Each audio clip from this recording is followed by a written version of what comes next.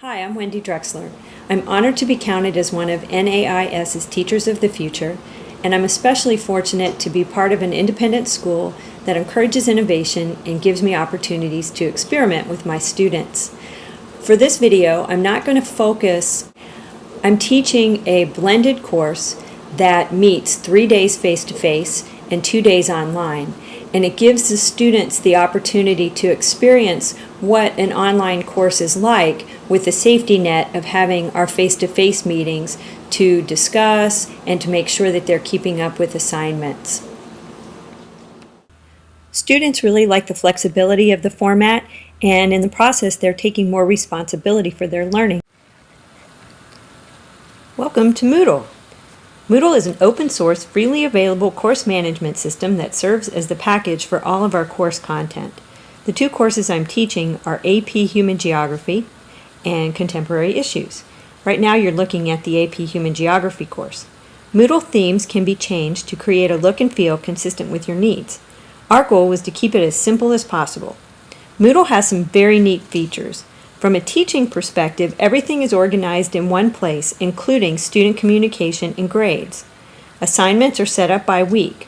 One of my favorite features for students is the discussion forum.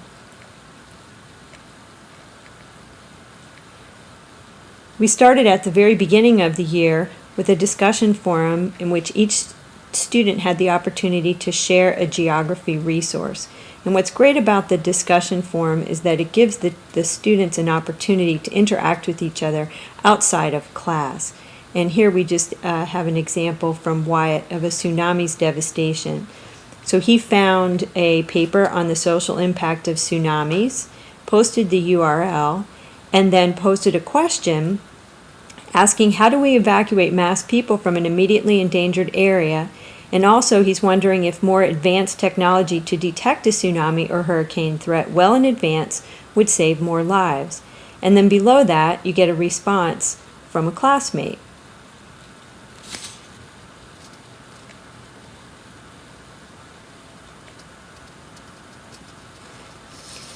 Now Moodle is a closed system within our school. In other words, students need an ID and a password to access the course materials. However, we can incorporate a number of open tools in order to share and collaborate with others. Some examples are voice threads, wikis, and Google Docs. At the beginning of the year, some of the students had a hard time really understanding what human geography was. So we started by doing a little bit of research and then posting a voice thread that gave them the opportunity to share their thoughts about human geography. Human geography is the study of how humans interact within this earth. For example, we got a little globe here. How did the Catholic religion spread from the old Roman Empire across the world? Where is it and why is it there? Another example, how did democracy come out of Greece and spread throughout the world? Again, where is it and why is it there? The main two questions in human geography are where and why. And it can involve political questions, sociological questions, environmental questions, agricultural, anything you can think of that involves geography and humans.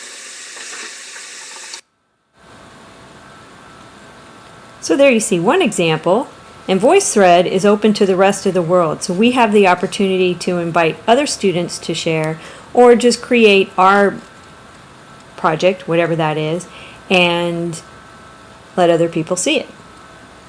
Another thing that we're doing with open source web applications is completing a class wiki. And the class wiki is set up such that each student has his or her own page based on a country that he or she is going to follow throughout the year. So we'll just look here at Matt's example of Gambia. You can see that he's posted a map of Gambia, and so far we have completed the population unit. So he has all the population calculations in addition to the source where he found them. Migration data, on the country of Gambia. And as we scroll down a little bit more, we have just started looking at folk culture. So the kids are going to keep this wiki up throughout the year, and we're also corresponding with a Peace Corps volunteer from Morocco. He's actually stationed in Morocco. So David sends us emails and keeps us up to date on all of the human geographical issues taking place in Morocco.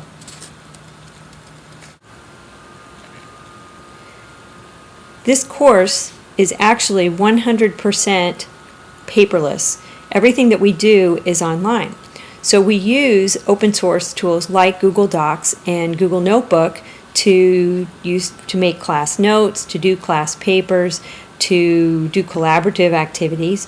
One thing that's nice about the setup of the notebook, for example, is that each student is keeping their notes based on the chapter in the book that we're working on and the essential questions that are listed within each chapter. At the end of this year, when it's time for them to study for the AP exam, they'll be able to go into Google Notebook and have a very nice recording of all of the things that we have studied this year by essential question. So they can work from the perspective of the essential questions. They can work from the perspective of each of the chapter headings. So you can see that so far we've worked on population, migration, and we just started folk and popular culture. And this is great because they can use this to take notes in class, they can use this to take notes at home in their book, and it's worked out to be a really great study tool for them. And when I need to check and see that they're doing what they need to do, I can just come right in here into Google Notebook and look at each student very quickly and make sure that he or she has the notes completed. In the Contemporary Issues course, we're actually participating in both a wiki and a NING with other students from independent schools. The Great Debate Wiki, which you can see right here, is a collaborative project that provides students in grades 8 through 12 with the opportunity to lead an exploration and discussion of issues and candidates surrounding the 2008 presidential election. And here you see some pictures and explanation of how the project works, but basically each student in my Contemporary Issues class has targeted a specific issue, and they're trying to relate that issue to the candidates. So if we click here on energy policy, you can see where some students from another class have highlighted Obama's energy plan and McCain's energy plan and given a lot of background information so that all of the students know that they have a place where they can find out information about the issues. In addition to the wiki, there is a NING that was started by Tom DeCord, who is the originator of this particular project, in which the students have a chance to answer poll questions, to discuss the issues in a forum. And this is nice because whereas the wiki provides all kinds of factual background on the issues, the NING allows the students to express their own opinions and to express them with other students across the country.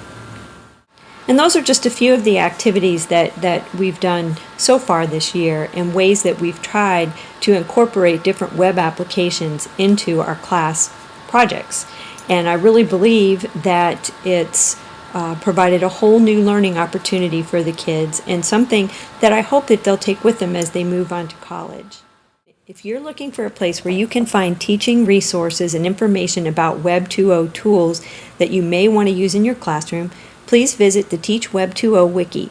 Anna Baralt and I started the wiki last year with other teachers at our school at Shorecrest, and it was really as a way for people to find everything they needed in one place, and also for us to try and sift through those tools that had educational value and kind of look past those that maybe didn't have as much value for our classroom. So feel free to visit this. The URL will show up at the end of this presentation.